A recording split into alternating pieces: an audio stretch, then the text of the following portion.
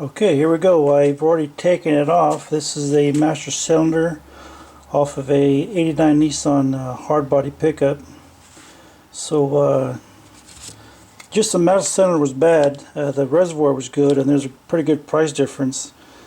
The master cylinder alone was $39.99, and with the reservoir tank that comes with it, if you choose to go that way, it was like $83. So I chose to take mine off. Anyways, this is pretty much how you take it off. I've already taken it off, but I didn't get a video of it. But pretty much, they have these tabs on the bottom of these. Here we go. It's pretty much straight, but it's got these little tabs on it in the bottom, plastic molded. I don't know if you can see it very well. Anyways, those are what's holding on there. You really got to give it a pretty good pull or a pry. And pretty much what I did was pretend this was on.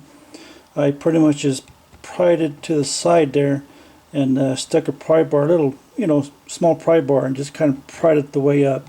And then the same with the other one. Just kind of stuck it in there and pried it up. So that's pretty much how you take these off. So put it on should be the better. I should clean it off real good. So that's just a float. Tells you your reservoir level, your fluid level. And make sure you put it back on. Your plug, on my case, it goes on the driver's side, the same side as my lines there. So make sure you put it back on the same way you take it off. Other than that, it should just pop right back in. Alright. Okay, I got this reservoir back on this master cylinder. And I pretty much did it the same way. I took it off, kind of at an angle down sideways and pushed it in. This first one snapped in by itself pretty good. The second one here was kind of a booger, so I just grabbed a big pair of channel locks and kind of squeezed it on there. You can get underneath it and snap it together, but they do have to snap in there to be a tight fit. So pretty much that's how you would take off and reinstall a reservoir. This is off a 89 Nissan pickup, so I don't know if any other Nissans should be the same, similar, or other reservoirs might be the same also. Anyways, this is it for this video.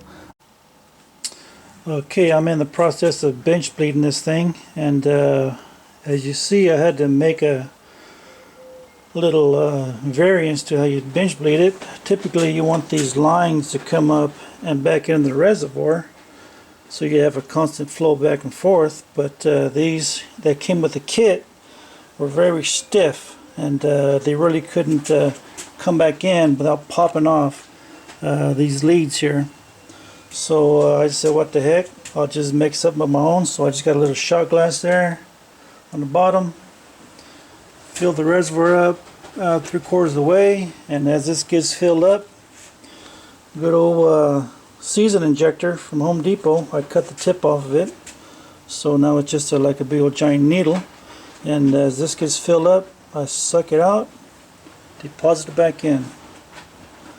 So this one line here is pretty much solid fluid. It was pretty much what you want. These other two are still in the process of getting air in it, so you just keep on pushing it in. Of course, you know how that goes. Just push it in to get a little screwdriver or something. Push in this to activate the brake lines, and that creates a vacuum and process of getting that fluid through there. And it's just a slow process, but once you get all your lines pretty much solid like this first one here is, I don't know if you can see it, but there's not much, pretty much full of fluid. The others two still have air in it. So just keep at it, and eventually you'll get it, and then you can install. Okay, just about done with the bench bleeding here. As you can see, I've got 3 lines full of fluid, and looks like I might accidentally discover something here, because I apparently didn't clean that reservoir off very well. And as I was doing this, I don't know if you can see in there, there's quite a bit of dirt particles in the screen, and that was being collected as I was taking it with my syringe from the shot glass and pouring it back in there. So now I've got just pure fluid in there. So if that might be something you might want to do, instead of putting your lines back into the reservoir, because then all you're doing, you're just putting that dirt back in there. In which case you're going to have dirt in your lines.